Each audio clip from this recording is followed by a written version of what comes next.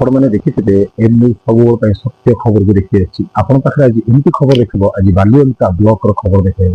ହଁ ନାଇଁ ତମେ କାମ କରିପାରିବନି। ମୁଁ କହିଲି କାହିଁ କରିପାରିବ ନା କଣ ନା ନା ନା ବିଜେପି ପ୍ଲାନ୍ ଯୋଉ ସାଙ୍ଗସନ୍ ହେଇଛି ଆପଣ କରିପାରିବେନି। ମୁଁ କହିଲି କାହିଁ କରିପାରିବେନି କାରଣ ତ କୁହନ୍ତୁ ନା ସେଇଟା ଚେୟାରମ୍ୟାନ୍ ଯାହାକୁ ଦେବେ ସେ କାମ କରିବେ। ସେ କହିଲେ ଯେ ଚେୟାରମ୍ୟାନ୍ ସହିତ ସାଲିସ କର, ଏମଏଲଏ ସାଥିରେ ଦେଖା କର, ଆଉ ଗୋଟେ ବଗିଚା ବୋଲି ଗୋଟେ ଜାଗା ଅଛି ତାକୁ ଦେଖା କର।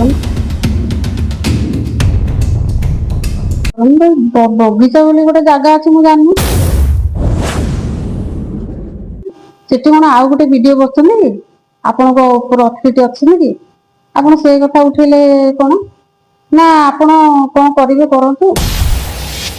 ମ୍ୟାଡମଙ୍କ ରୁମରେ ସିସିଟିଭି ଅଛି, ସେଠି ଜେଇ ରଞ୍ଜିତ ବଳବନ୍ତ ରାୟ ସେଠି ବି ଉପସ୍ଥିତ ଅଛନ୍ତି, ତାଙ୍କୁ ପଚାରିବେ ଭିଡିଓ କୋଉ ଭଳିଆ ବ୍ୟବହାର ସେ ଆମକୁ କରିଛନ୍ତି। ଦଳିତ ଜାତି ଲଗେଇକି ମାନେ ସାଲିସ କର, କମ୍ଫର୍ଟେବଲ ହୁଅ, ମାନେ ସବୁ ଯାକ ମାନେ ୱାର୍ଡ ସେଠି କହିଛନ୍ତି, ଯାହାକି ଆମ କାନ ଶୁଣିକି ମାନେ ସାର୍ଥକ ହେଇଗଲା। ଭିଡିଓ ମ୍ୟାଡମଠୁ ଯୋଉଟା ଆଶା କରାଯାଏନି ସେଇଟା ଆମେ ଶୁଣିଲୁ ସେଠି। ବହୁ ଦୂରତାର ଘଟଣା ଏବେ ଦେଖଉନି, ଭୁବନେଶ୍ୱର ନାକତଳର ବାଲିଅନ୍ତା ଖବର। ଅଭିଯୋଗ ଆସୁଛି ଯେ ସରପଞ୍ଚଙ୍କୁ ଦୁର୍ବ୍ୟବହାର କରିବାର। ଆମେ ଆଜି ତାଙ୍କ ପାଖରେ ସିଧାସଳଖ ଆସି ପହଞ୍ଚିଛୁ। ଆସନ୍ତୁ ସିଧାସଳଖ ଆଜି ଆମେ ତାଙ୍କ ସାଙ୍ଗରେ ପ୍ରତିକାର ନବା। ନମସ୍କାର, ମୁଁ ରଶ୍ମିତା ଭୋଇ, ସତ୍ୟଭାମାପୁର ଗ୍ରାମ ପଞ୍ଚାୟତ ସରପଞ୍ଚ। ତ ସରକାରଙ୍କର ନିର୍ଦ୍ଦେଶ କ୍ରମେ ଆମର ବିଜିବି ପ୍ଲାନରେ ବିକଶିତ ଗାଁ ବିକଶିତ ଓଡିଶାରେ ଆମର ପ୍ରୋଜେକ୍ଟ ଦେଇଥିଲୁ କଲ୍ୟାଣ ମଣ୍ଡପ ଗୋଟେ ଆଉ ଗୋଟେ ହାଟ ପିଣ୍ଡି। ମାନେ କହୁଛି ସାର୍ କହୁଛି ମାନେ ଆମ ପଞ୍ଚାୟତ ଟା ମାନେ ଲାଗି ଅଛି ଭୁବନେଶ୍ୱରକୁ, କିନ୍ତୁ ପଞ୍ଚାୟତର ମାନେ ଇନକମ କିଛି ନାହିଁ, ତାକୁ ମାନେ ଆଖି ଦୃଷ୍ଟିରେ ରଖି ମୁଁ ସେଟାକୁ ପ୍ରୋଜେକ୍ଟ ଦେଲି ଯାହାକି ପଞ୍ଚାୟତ କିଛି ରୋଜଗାର ହଉ। ସରପଞ୍ଚଙ୍କର ପାଣ୍ଠି ନ ରହିଲେ କେବେ ବି ମାନେ କୋଉଠି ଗୋଟେ ମାନେ ଲାଇଟ ଫ୍ୟୁଜ ହେଇଗଲା ମୁଁ ଲଗେଇ ପାରିବିନି, ସେଇଟାକୁ ଦୃଷ୍ଟିରେ ରଖି ମୁଁ ସେ ପ୍ରୋଜେକ୍ଟ ଟା ଯେମିତି ହେଲେ ଦେଲି। ତାପରେ ସେଟା ସାଙ୍ଗସନ ହେଇକି ବି ଆସିଲା।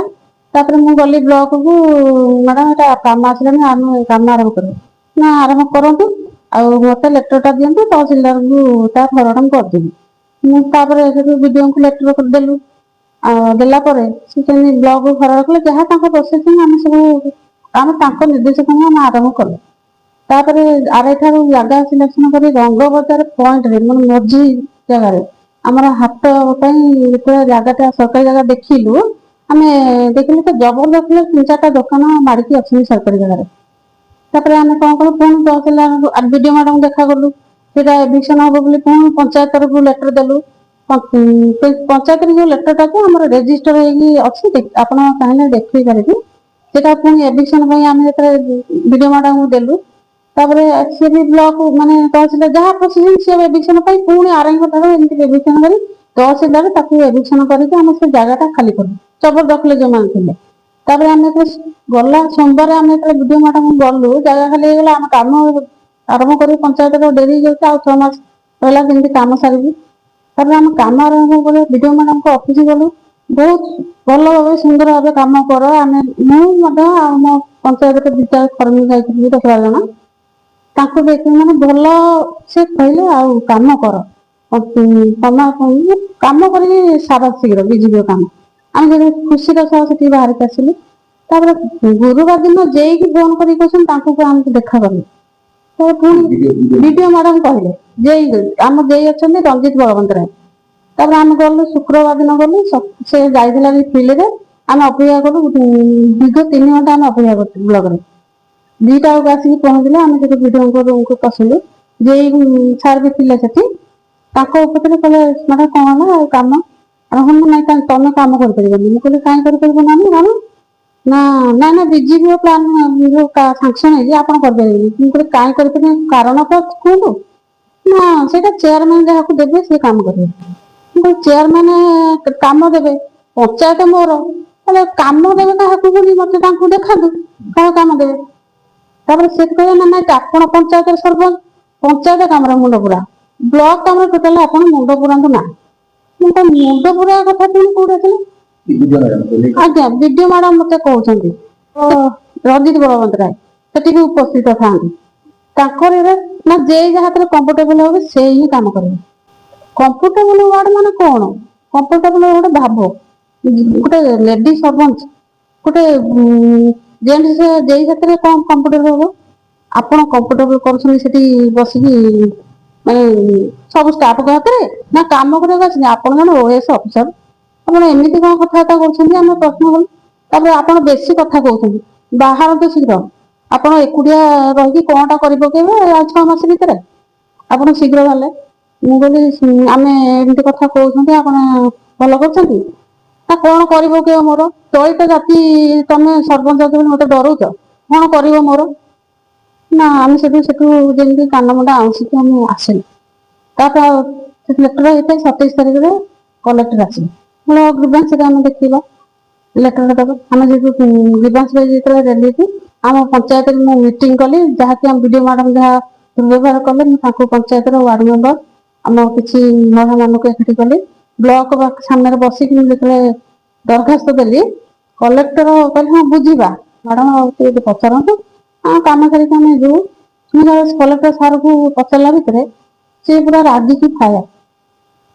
ବିଡିଓ କହୁଛନ୍ତି ଆଙ୍କ ନାଁରେ ମାନେ ଆକ୍ସନ ନେଇ କଲେକ୍ଟର କହୁଛନ୍ତି। ସେଠି ଆମର ଜଣେ ମିଡିଆ ଭାଇ ବି ତାକୁ ଯେତେବେଳେ ଏମିତି ସୁଟିଂ କରୁଛନ୍ତି ତାଙ୍କୁ ବି କହୁଛନ୍ତି ଡିଲେଟ କର ଡିଲେଟ କର। ସେ ହଁ ସାର୍ କଲେକ୍ଟର ଯେହେତୁ କହୁଛନ୍ତି ସେ ଟିକେ ଡରିବେ। ସେ ସେଠି ଡିଲେଟ କଲା ପରେ ଆପଣ ଯାହା ଡିଲେଟ ମାନେ ଯୋଉ ପ୍ରଶ୍ନ ଗୁରା ପଚାରିଥିଲେ ସେଟା ଡିଲେଟ ହେଇଗଲା ଜାଣିପାରିଲେ। ଆଉ କଣ ଦେଖେଇବ କାହାକୁ? ମୁଁ ଟିକେ ଦେଖିବି। କଲେକ୍ଟର ସାର୍ ଏଇ କଥା କହୁଛନ୍ତି। ସେ ନ୍ୟାୟ ଦେବାକୁ ଆସିଥିଲେ ନା ଏମିତି ଆମ ନାଁରେ ଆକ୍ସନ ନେବାକୁ କଲେକ୍ଟର ଆସିଥିଲେ ମୁଁ ଜାଣିପାରୁନି। ଯେହେତୁ ମୋ ବ୍ଲକ ରୁ କିଛି ମାନେ ମାନେ ଫଳପ୍ରଦ ପ୍ରଶ୍ନର ଉତ୍ତର ପାଇଲେନି କଲେକ୍ଟରଙ୍କ ପାଖରୁ, ତାପରେ ମୁଁ ପଞ୍ଚାୟତରେ ସମସ୍ତ ୱାର୍ଡ ମେମ୍ବର କର୍ମୀ ମାନଙ୍କୁ ବସେଇକି ଏଇ ଯୋଉ ଏଫଆଇଆର ଦେଇଥିଲି କାଲି 30 ତାରିଖରେ ଦେଖନ୍ତୁ ଏଫଆଇଆର ରିପୋର୍ଟଟା ଆମକୁ ସେ ଆଜି ଦେଇଛନ୍ତି। କାଲି ଆମେ ଯାଇଥିଲୁ ରିପୋର୍ଟ କରିବା ପାଇଁ। ସେ କହିଲେ ଯେ ଆଉ ସାଙ୍ଗେ ସାଙ୍ଗେ ଆମେ ଆକ୍ସନ ନବୁ, ଆଗ ଏ ଜିନିଷର ସବୁ ଆଗ ଇନକ୍ୱାରି କରିବୁ ତାପରେ ଆପଣଙ୍କୁ ଆଇଆଇସି କହିଲେ। ଆଜି ଆମେ ଯାଇଥିଲୁ 10-12 ଜଣ ଆମ ଟିମରୁ, ଯେହେତୁ ଆମ ପଞ୍ଚାୟତ ଲେଭେଲରେ କାମ କରୁଛୁ ଆମର ମୋ କର୍ମୀ ମାନେ ବି ଅଛନ୍ତି ମୁଁ ତାଙ୍କ ହାତରେ ନେଇକି ଯାଇଥିଲି। ଆଇଆଇସି ଜଷ୍ଟ ଆମେ ଥାନାକୁ ଏଣ୍ଟ୍ରି କଲାବେଳେ ସେ ବାହାରିକି ଚାଲିଗଲେ ଡ୍ୟୁଟିରେ। ସେ କଥା ବି ମୁଁ କହିବା ପାଇଁ ଭୁଲି ଯାଇଥିଲି। ସେ କହିଲେ ଯେ ଚେୟାରମ୍ୟାନ ସହିତ ସାଲିସ କର, ଏମଏଲଏ ସାଥିରେ ଦେଖା କର, ଆଉ ଗୋଟେ ବଗିଚା ବୋଲି ଗୋଟେ ଜାଗା ଅଛି ତାକୁ ଦେଖା କର। ମୁଁ କହିଲି ବଗିଚା ବୋଲି ଗୋଟେ ଜାଗା ଅଛି ମୁଁ ଜାଣିନି, ସେଠି କଣ ଆଉ ଗୋଟେ ବିଡିଓ ବସୁଛନ୍ତି କି? ଆପଣଙ୍କ ଉପରେ ଅଥରିଟି ଅଛନ୍ତି କି? ଆପଣ ସେଇ କଥା ଉଠେଇଲେ କଣ? ନା ଆପଣ କଣ କରିବେ କରନ୍ତୁ। ମଣ୍ଡପକୁ ନେଇକି ମାନେ ଆମର ଗୋଷ୍ଠୀ ଚାଲିଛି। ଯେହେତୁ ଏଇଟା ସତ୍ୟଭାମାପୁର ଭିଲେଜ ନାଁରେ ଆସିଛି, କିନ୍ତୁ ସତ୍ୟଭାମାପୁର ଭିଲେଜ ନାଁରେ ଯୋଉ ଆସିଛି ପ୍ରୋଜେକ୍ଟଟା ସେଠି ସୁଇଟେବଲ ଜାଗା ନୁହେଁ। ମାନେ ପୁରା ଖାଲରେ ଏଇନା ତ ବର୍ଷା 4-5 ଦିନ ହେଲା ଲାଗି ରହିଛି, ସେଠି ତ ମାନେ ଅଣ୍ଟାଏ ପାଣି।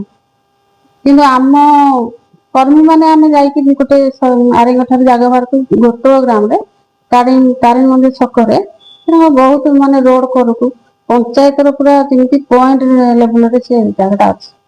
ସବୁ ରାଜନୀତି ସେଠି ଚାଲିଛି। ସେଠି ତ ବ୍ଲକର ବିଡିଓ ମ୍ୟାଡାମ କହୁଛନ୍ତି ରାଜନୀତି ଆରମ୍ଭ କରିସାରିଲଣି କରିବା। ତାଙ୍କର ରାଜନୀତି କରିବାକୁ ଆସେନି। ସେ ବ୍ଲକର କୋଉ ସମସ୍ୟା ମାନେ କୋଉ ପଞ୍ଚାୟତରେ ସେ କାମ କରେଇ ଦଉନାହାନ୍ତି। ମୋର ତ ବ୍ଲକ କାମ ପୁରା ବନ୍ଦ। ମାନେ ସେଠି ଗୋଟେ ଯେମିତି ବଗିଚା ବୋଲି ଗୋଟେ ଜାଗା ଅଛି, ସେଠୁ ନିର୍ଦ୍ଦେଶ ଆସୁଛି ବିଡିଓ ମ୍ୟାଡାମ ତା ନିର୍ଦ୍ଦେଶରେ କାମ କରୁଛନ୍ତି। ଆଗାମୀ ଦିନରେ ଯଦି ମତେ ନ୍ୟାୟ ନ ମିଳିବ ପୁରା ଦଳିତ ଜାତି ଆସିକି ବ୍ଲକ ଘେରାଉ କରିବେ ନିଶ୍ଚିନ୍ତ। ସିଧାସଳଖ କହିବା କଥା ହଉଛି ଯେ ବ୍ଲକକୁ ଯେତେବେଳେ ମୁଁ ଯାଇଥିଲି ମୋ ବିଷୟରେ ଯେତେବେଳେ ଅଭିଯୋଗ କଥା ଥିଲା ଏବଂ ଲୋକଙ୍କର ସୁବିଧା ପାଇଁ ମୁଁ କରିବାକୁ ଯାଇଥିଲି, କିନ୍ତୁ ସେଠି ଯୋଉଭଳି ମତେ ବ୍ୟବହାର କରାଗଲା ଏବଂ ବଗିଚା ବୋଲି ଗୋଟେ ନାଁ ବୋଲି ଉଠାଗଲା ଯେ ବଗିଚାକୁ ଗଲେ ଏସବୁ ଜିନିଷ ସମାଧାନ ହେଇପାରିବ ବୋଲି।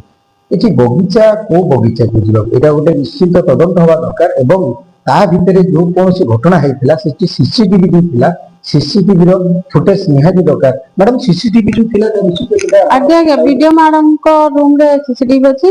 ସେଠି ରଞ୍ଜିତ ବଳବନ୍ତ ରାୟ ସେଠି ବି ଉପସ୍ଥିତ ଅଛନ୍ତି, ତାଙ୍କୁ ପଚାରିବେ ବିଡିଓ କୋଉ ଭଳିଆ ବ୍ୟବହାର ସେ ଆମକୁ କରିଛନ୍ତି। ଦଳିତ ଜାତି ଲଗେଇକି ମାନେ ସାଲିସ କର, କମ୍ଫର୍ଟେବଲ ହୁଅ, ମାନେ ସବୁ ଯାକ ମାନେ ୱାର୍ଡ ସେଠି କହିଛନ୍ତି। ଯାହାକି ଆମ କାନ ଶୁଣିକି ମାନେ ସାର୍ଥକ ହେଇଗଲା ବିଡିଓ ମ୍ୟାଡାମଠୁ, ଯୋଉଟା ଆଶା କରାଯାଏନି ସେଇଟା ଆମେ ଶୁଣିଲୁ ସେଠି। ଏଇ କିଛି ଦିନ ତଳେ ଚାମିଲ ଓଝାଙ୍କର ଯେତେବେଳେ ଏଇଭଳି ବ୍ଲକରେ ଗୋଟେ ଦୁର୍ବ୍ୟବହାର ଦେଖାବାକୁ ମିଳିଥିଲା, ତାକୁ ନେଇକି ଅନେକ ଚାମିଲ ଓଝାର କଥାକୁ ନେଇକି ଯେତେବେଳେ ଆମେ ଦେଖିବା, ସିଏ ଏକ ମହିଳା ହେଇକି ଯେତେବେଳେ ଯାଇଥିଲେ ବ୍ଲକରେ କୌଣସି ଗୁଣ୍ଡାଗର୍ଦି ଚାଲିଥିଲା, ଏଠି ବି ସେଇଭଳି ପରିସ୍ଥିତି ବାଲିଅନ୍ତାରେ ଆପଣଙ୍କୁ ଆମେ ଦେଖାଉଛୁ। ବାଲିଅନ୍ତାରେ ସେଇଭଳି ମ୍ୟାଡମ ଜଣେ ଲେଡିସ୍ ଲୋକ ଥାଇକି ବି ସେ ବି ବ୍ଲକର ଅଧିକାରୀ ନିଜେ ଥାଇକି ବି ଦୁର୍ବ୍ୟବହାର କରୁଛନ୍ତି ଏବଂ କିଛି କଥା ରଖୁଛନ୍ତି ଯୋଉମାନଙ୍କର ଏଠି କିଛି ରାଜନୈତିକ ଚାପ ରହୁଛି, ଟଙ୍କା ରହୁଛି, କାରବାର ଯଦି ହଉଛି ସେଠି ସେଇ କଥାଟି ଶୁଣାଯାଉଛି। ଏ ହଉଛି ଆମ ଭୁବନେଶ୍ୱର ନାକ ତଳ ଘଟଣା ଘଟୁଛି। ଏଇଭଳି ଘଟଣା କେତେ ଦିନ ଚାଲିବ ଦେଖିବାକୁ ବାକି ରହିଲା। ଆମ ଏମିତି ପ୍ରସାରଣ ପରେ କେବେ ସରକାର ଉପରେ ପଦକ୍ଷେପ ନେବେ ତାହା ଦେଖିବାକୁ ବାକି ରହିଲା ଏବଂ ଏଇଭଳି ଦୁର୍ବ୍ୟବହାର କରୁଥିବା ଲୋକଙ୍କୁ କଣ ସରକାର ଦଣ୍ଡ ଦେଉଛନ୍ତି ଆଉ ସରପଞ୍ଚ ମ୍ୟାଡମକୁ କେବେ ନ୍ୟାୟ ମିଳୁଛି। ଖୋର୍ଦ୍ଧା ଜିଲ୍ଲାରୁ ମୁଁ ସାତକ ରିପୋର୍ଟ ଏମନି ଓଡ଼ିଶା ଟିଭି। जदि आपंक आम भिडी भल लगा तेब आम चैनल को लाइक शेयर और सब्सक्राइब करने को जमा भी भूलु नहीं।